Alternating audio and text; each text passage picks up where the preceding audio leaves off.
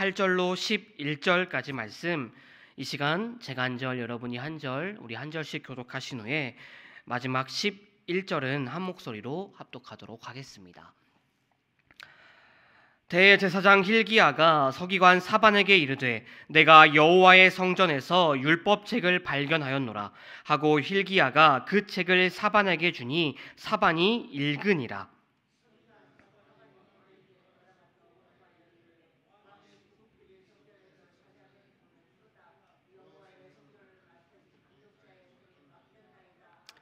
또 서기관 사반이 왕에게 말하여 이르되 제사장 hil기야가 내게 책을 주더이다 하고 사반이 왕의 앞에서 읽으매 왕이 율법책의 말을 듣자 곧 그의 옷을 찢으니라. 아멘. 남유다 왕국의 16대 왕인 요시야는 이 만국의 그림자가 깊이 드리워진 상황에서 왕위에 올라 이 남유다 왕국의 중흥을 꾀하며 수많은 개혁을 추진했던 임금입니다. 특별히 요시야는 여호와께서 기초를 두셨다라는 그의 이름의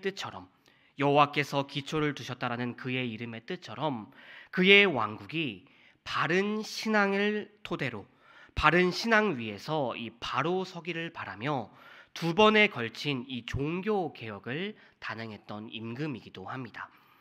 특별히 요시야의 종교 개혁은요, 그의 선조들이 시도했던 종교 개혁들처럼 단회적인 행사는 아니었습니다. 외적인 면부터 내적인 면까지 모든 것을 뜯어 고쳤던 이 총체적인 종교 개혁이 요시야가 행했던 종교 개혁이었습니다. 먼저 요시야는 우상과 신상, 제단들을 파괴하고 성전을 깨끗이 함으로써 유다 땅을 다시금 정결하게 세우는 일부터 시작합니다. 그리고 레위 사람들에게 특별히 명하여서 여호와의 전을 깨끗이 수리하도록 명령하지요. 그런데 성전을 수리하던 중에 한 책이 발견됩니다. 발견된 그 책은 바로 모세가 전했던 율법의 내용을 기록한 책이었습니다. 학자들은 이때 요시야가 발견된 이 책이 신명기일 것이라고 추측합니다. 왜냐하면 이 율법서 발견 이후 신명기에서 묘사된 이 성소에서의 유월절 제사가 요시야에 의해서 그대로 재현되기 때문입니다. 이 율법서는 당연히 요시야에게 전달됩니다. 그리고 서기관 사관은 왕의 앞에서 여호와의 말씀을 봉독해 나갑니다. 그런데 여호와의 말씀을 듣던 요시야가 갑자기 격렬한 반응을 보이기 시작합니다. 당시 상황을 열왕기하 22장 11절은 이렇게 기록하죠. 왕이 율법의 말씀을 듣자 곧 자기 옷을 찢더라. 여기서 이 자기 옷에 해당되는 히브리어는 빼게드라는 단어입니다. 그런데 이 빼게드라는 단어는요, 흔히 겉에 입는 옷을 가리킬 때 사용하는 단어입니다. 그러니까 요시야가 여호와의 말씀을 듣는 중에 그의 겉옷을 찢었다라는 것이죠. 성도 여러분, 유대인의 풍습에서 이렇게 자신의 겉옷을 찢는 행위는요, 자신의 극심한 비통함을 표현할 때 행동하는 이 비언어적 표현이라고 합니다. 그러니까 요시야는 하나님의 말씀을 듣는 중에 이 극심한 비통함을 느꼈다라는 것이죠. 그렇다면 요시야는요, 도대체 어떤 말씀을 들었길래 이토록 격렬한 반응을 보였던 것일까요? 우리는 이어지는 말씀을 통하여 그 이유를, 힌트를 얻을 수가 있습니다. 오늘 우리가 함께 읽지는 않았지만 열왕기하 22장 14절 말씀을 보시면 율법책을 발견했던 제사장과 또 왕이 보낸 사람들이 여선지자 훌다를 찾아갑니다. 그리고 여기서 훌다 여선지자는 그들에게 이렇게 말하고 있습니다. 열왕기하 22장 16절 말씀입니다. 여호와의 말씀이 내가 이곳과 그 주민에게 재앙을 내리되 곧 유다 왕이 읽은 책의 모든 말대로 하리니. 병행 구절인 역대하 34장 24절은 조금 더 자세하게 훌다 여선지자의 말을 기록합니다. 여호와께서 이같이 말씀하시기를 내가 이곳과 그 주민에게 재앙을 내리되 곧 유다 왕 앞에서 읽은 책에 기록된 모든 저주대로 하더니. 신명기 말씀 가운데 특별히 신명기 28장을 보시게 되면요, 하나님께서는 이스라엘 백성들에게 복과 저주를 선언하십니다. 복과 저주의 기준을 세우시고 계시지요. 성도 여러분, 그 기준이 어떤 것일까요? 그 기준은 간단합니다. 순종.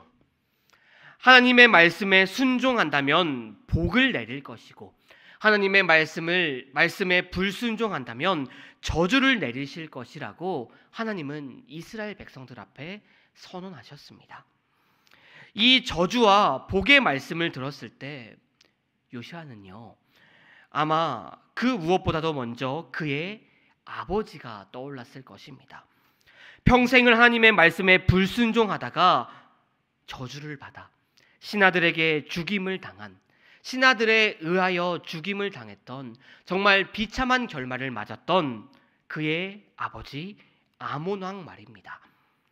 또 북쪽의 형제들도 생각났겠지요. 가나안 땅을 호령했던 강국이었지만 하나님의 말씀에 불순종하다가 저주를 받아 한순간 멸망하고 이제는 어디 있는지 그 행방조차 알 수가 없는 북이스라엘 왕국의 동족들 말입니다. 그리고 여전히 하나님의 말씀에 불순종하고 있는 그의 백성들도 요시아는 떠올랐을 것입니다. 성도 여러분, 이스라엘 백성들은요, 하나님의 택한 백성임에도 불구하고 하나님의 말씀을 따르지를 않았습니다. 불순종해 갔습니다. 그 결과 그들은 하나님의 저주를 받았고 또 하나님의 말씀대로 살지 않았기 때문에 올바른 길로 가는 것이 아니라 잘못된 길로 스스로 나아갔습니다. 그들은 그들 앞에 놓인 복과 저주라는 선택지 앞에서 그들은 저주를 택하였습니다. 그런 민족의 모습을 보며 요시아는 그의 겉옷을 찢으며 통곡했지만, 성도 여러분, 요시아는 멸망을 향해 나아가는 그 폭주 기관차를 그는 멈추지는 못하였습니다. 성도 여러분, 어떤 목적지를 향하여 길을 가는 사람들에게 가장 중요한 것은 그가 어떤 기준을 따라 나아가냐라는 것입니다. 가장 중요한 것은 길을 찾을 수 있는 기준이라는 것이죠. 고대인들에게 이 기준은 1년 내내 위치가 변하지 않고 다른 별보다 훨씬 밝았던 북극성이었습니다. 그리고 시대가 변하면서 사람들은 이제 별이 아니라 지도와 나침판을 보면서 길을 찾고, 또 고도로 과학이 발달한 지금은 인공위성이 보내주는 GPS가 우리의 기준이 되어서 우리가 그 기준을 중심으로 길을 찾아 나아갑니다. 그런데 성도 여러분, 이렇게 과학이 고도로 발달하고 이 세상의 모든 장소로 우리를 인도할 수는 있지만, 안내할 수는 있지만, 세상의 기준은 절대로 우리의 진정한 목적지, 우리의 본향 천국으로 우리를 안내할 수는 없습니다. 무엇이 바른 길인지, 무엇이 복의 길이고 무엇이 저주의 길인지 우리에게 안내할 수가 없다라는 것입니다. 그렇다면 무엇이 우리를 그렇게 옳은 길로, 복의 길로 안내할 수가 있겠습니까?